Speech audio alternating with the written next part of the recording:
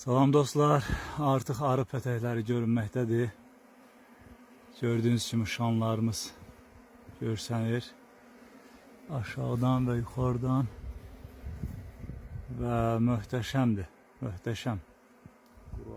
Belə bir quru ağacın içərisindən, quru ağac olsa da biz buna zədə yetirmək istəmədik o qədər. Yenə də abidə kimi qalsın ağac. Və arı pətəyinin artıq görsənməkdədir. Ağac demək olar tamamilə qurumuş ağacdır. Yəni keçənki meşə yanğınlarında quruyubdur ağac. O biri qanadında biraz yaşıllıq var, amma bu qanadı tamamilə qurudur.